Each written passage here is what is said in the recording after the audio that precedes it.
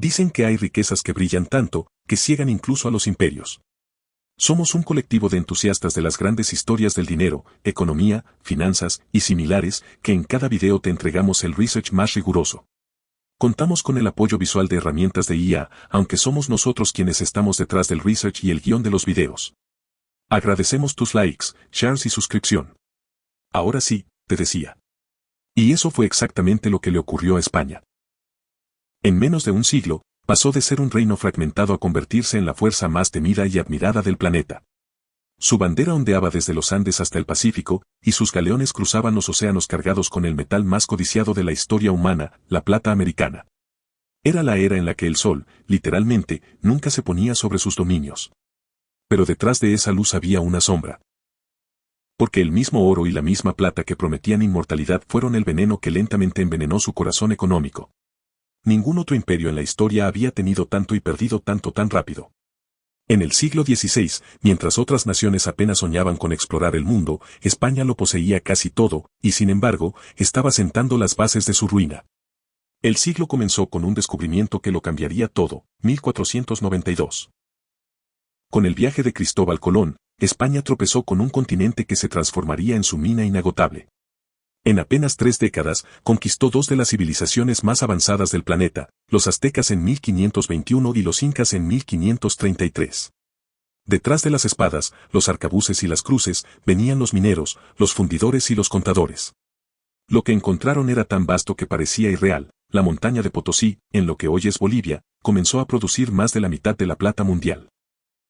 En sus laderas, decenas de miles de indígenas morían cada año extrayendo el metal que financiaría palacios, catedrales y ejércitos a miles de kilómetros de distancia.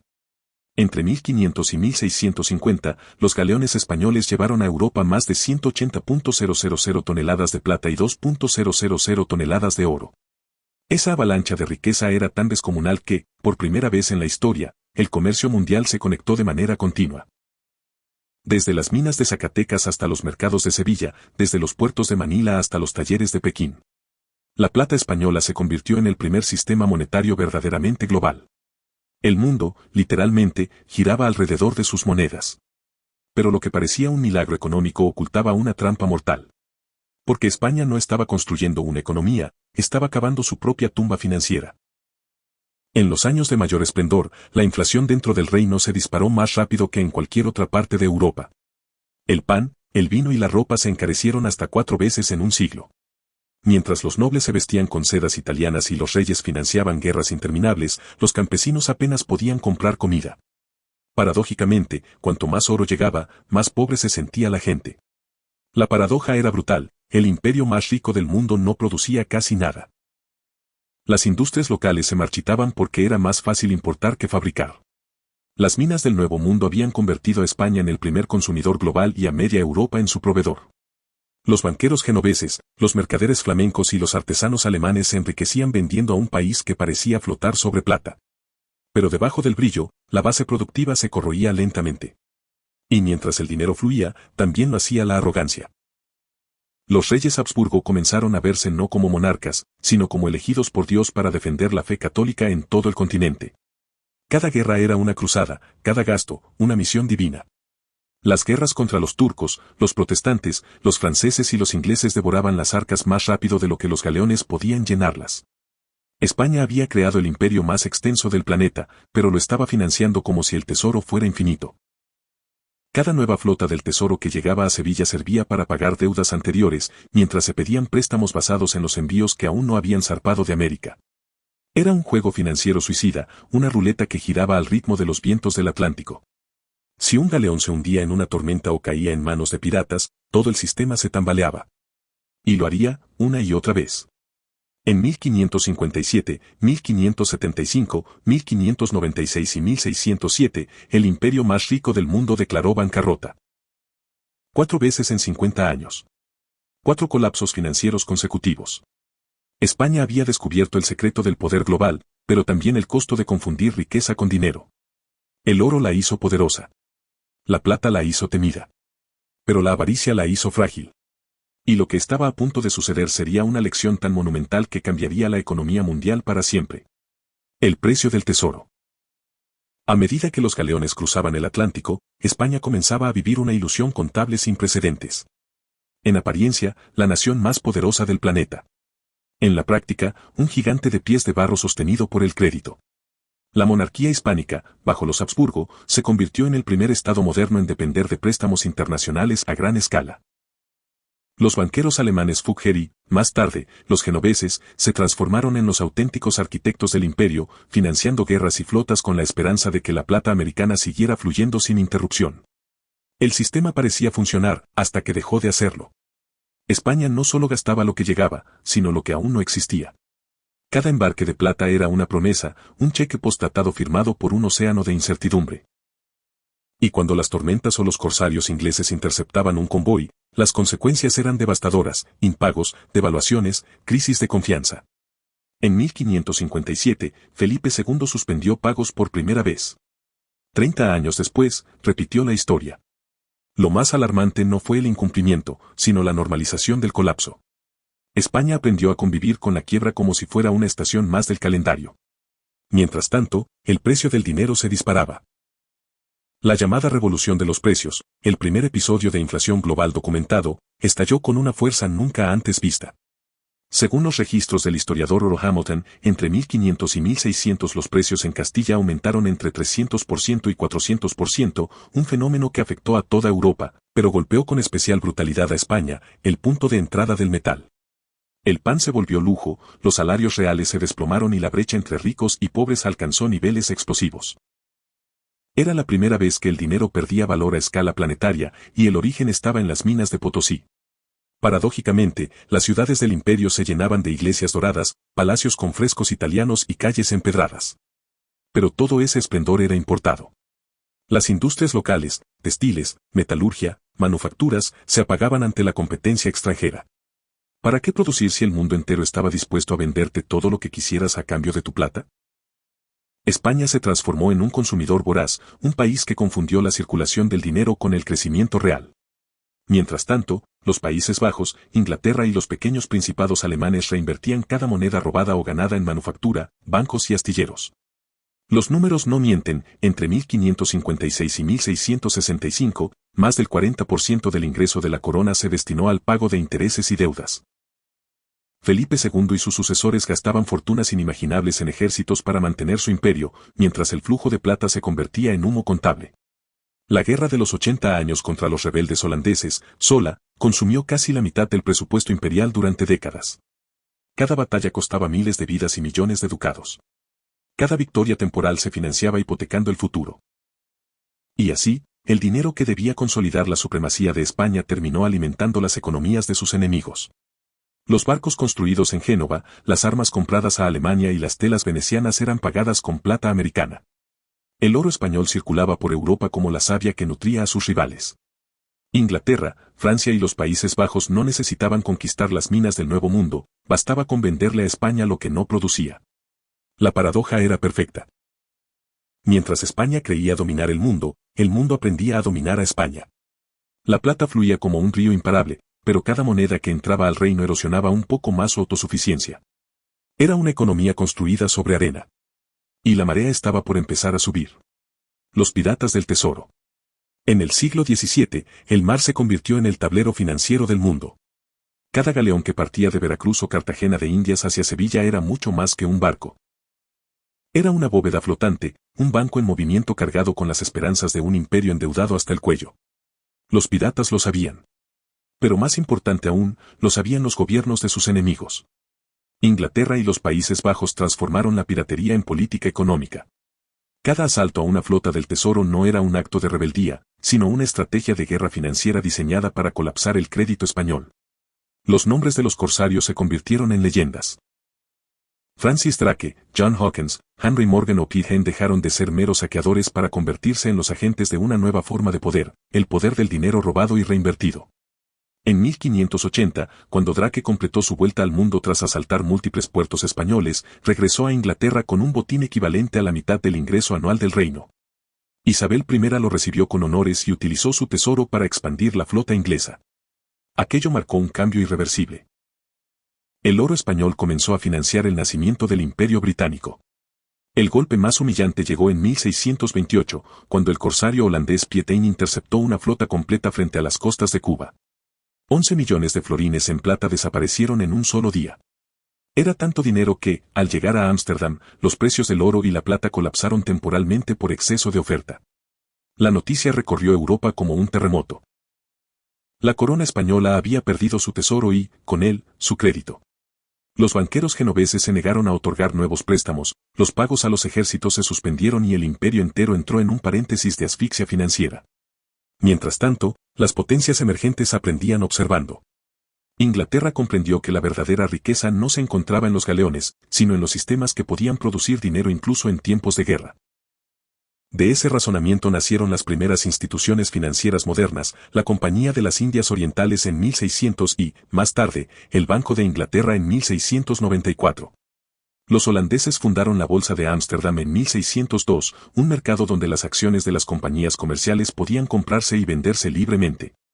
En menos de un siglo, el poder ya no dependía del metal, sino del crédito y de la confianza. España, en cambio, seguía aferrada al oro como si fuera su única salvación. La obsesión por mantener el flujo de tesoro desde América la condenó a una vulnerabilidad crónica. Cada flota que no llegaba significaba crisis, inflación y más préstamos. Y en tierra, las guerras se multiplicaban. La Armada Invencible, destruida en 1588 frente a Inglaterra, costó más de 10 millones de ducados, una cifra que hoy equivaldría a miles de millones de euros. La derrota no solo hundió barcos, hundió la idea misma de invencibilidad. A principios del siglo XVII, el imperio más vasto del mundo ya mostraba grietas imposibles de ocultar. Los puertos se llenaban de mercancías extranjeras, los talleres locales cerraban y los campesinos veían cómo los precios del pan se duplicaban mientras los salarios quedaban congelados. España había pasado de ser el corazón del comercio mundial a su cliente más endeudado. Y lo más trágico era que la plata que la había hecho grande ya no le pertenecía. Circulaba en los bancos de Londres, Ámsterdam y Amberes, donde financiaba los cimientos del futuro. El imperio hueco. A mediados del siglo XVII, el mapa seguía pintado de rojo y oro. Desde Manila hasta Lima, desde México hasta Nápoles, el nombre de España aún imponía respeto. Pero ese poder era una ilusión cartográfica. Detrás de las fronteras imperiales, la maquinaria que sostenía al gigante se desmoronaba. Las minas de América producían cada vez menos, los costos del transporte se disparaban y las deudas crecían como una sombra imposible de disipar. La riqueza se había convertido en un espejismo que solo brillaba a distancia. En Castilla, los síntomas eran evidentes. Los campos se despoblaban porque los hombres jóvenes eran enviados a morir en guerras que ya nadie entendía. La producción agrícola se estancó, la industria artesanal colapsó y los impuestos se multiplicaron para cubrir los pagos de la deuda real. Según los registros del Consejo de Hacienda, en 1660 más del 60% de los ingresos del Estado se destinaban únicamente a intereses. España había pasado de ser un imperio conquistador a un deudor crónico, esclavizado por los mismos banqueros que antes la habían financiado. Las calles de Sevilla, antaño repletas de comerciantes y talleres, se convirtieron en vitrinas vacías. Los barcos aún llegaban, pero la riqueza apenas rozaba la península antes de escapar al norte de Europa. Inglaterra y los Países Bajos reinvertían cada moneda española en astilleros, fábricas y mercados bursátiles. Con cada préstamo impago, sus economías se fortalecían. La plata que España consideraba suya era, en realidad, el combustible de la revolución comercial que daría origen al capitalismo moderno. El contraste era tan cruel como pedagógico. Mientras España construía catedrales, Holanda construía bancos. Mientras los reyes católicos buscaban gloria divina, Inglaterra fundaba instituciones laicas que transformarían la fe en crédito. Uno medía la grandeza en lingotes, el otro, en productividad. Los economistas posteriores llamarían a esa diferencia la transición de la riqueza estática a la riqueza dinámica. España se aferró a lo primero, y el precio fue su declive. En 1648, el Tratado de Westfalia marcó el fin de la Guerra de los 30 años y el inicio simbólico del ocaso español. La independencia de los Países Bajos fue su epitafio político y la pérdida de hegemonía naval, su sentencia económica. Los mismos metales que habían financiado su gloria habían financiado, indirectamente, el surgimiento de sus competidores. El imperio donde nunca se ponía el sol se apagaba lentamente, no por falta de enemigos, sino por exceso de oro.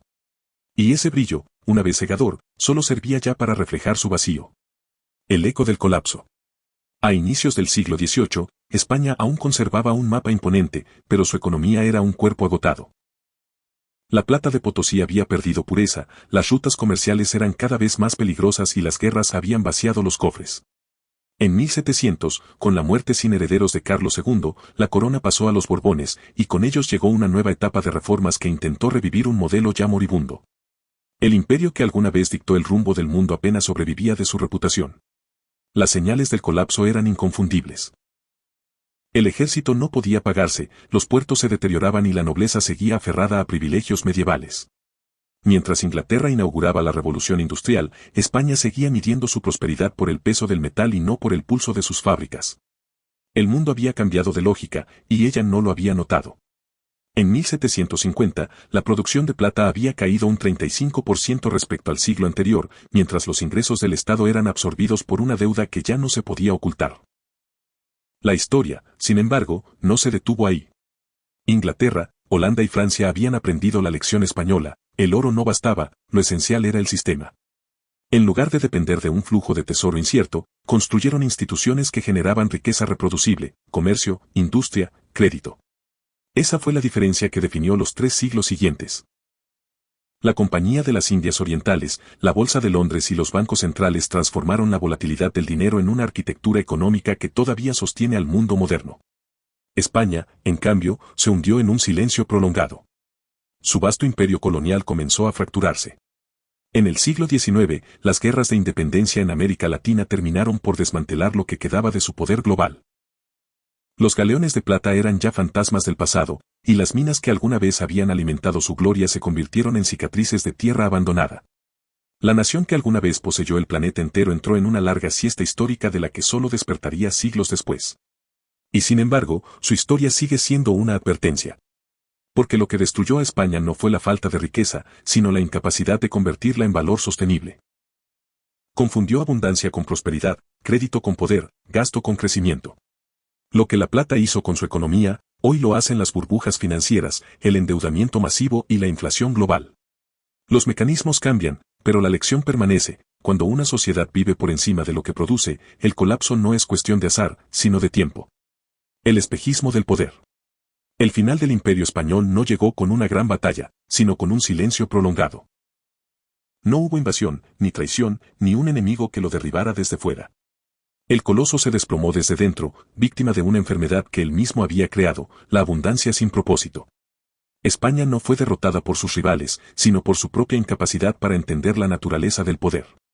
Durante más de un siglo creyó que la riqueza era una cuestión de posesión, cuando en realidad era una cuestión de creación.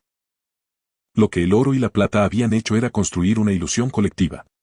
Una sociedad entera convencida de que el flujo de metales garantizaba su futuro, aunque cada año su economía se volviera más dependiente, más desigual y más frágil.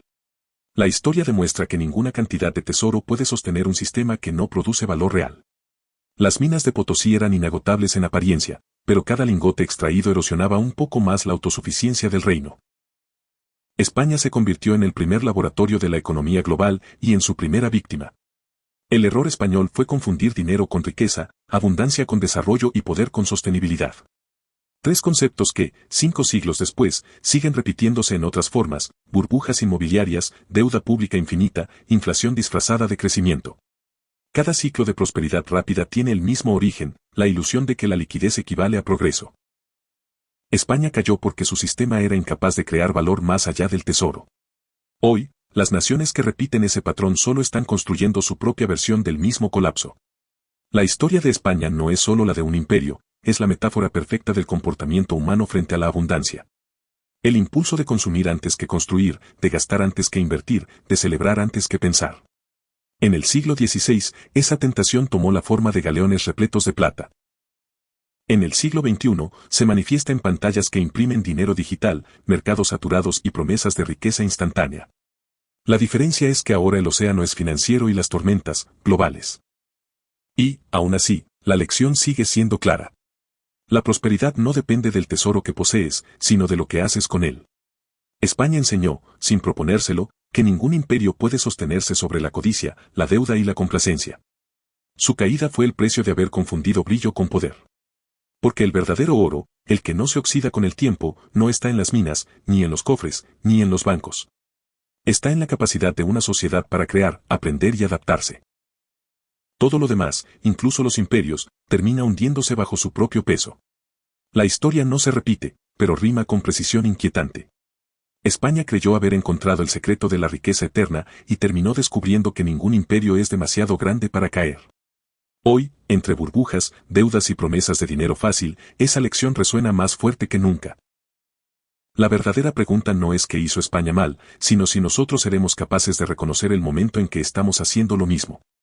Si esta historia te hizo mirar el pasado con nuevos ojos, quédate. En Historia Líquida, cada episodio revela los secretos económicos detrás de los grandes giros de la humanidad, imperios que colapsaron, fortunas que nacieron de la nada y decisiones que cambiaron el destino del dinero. Suscríbete y comparte este video. No olvides que tu feedback es muy importante para nosotros, porque nos permitirá mejorar nuestras siguientes entregas. Gracias por quedarte hasta el final.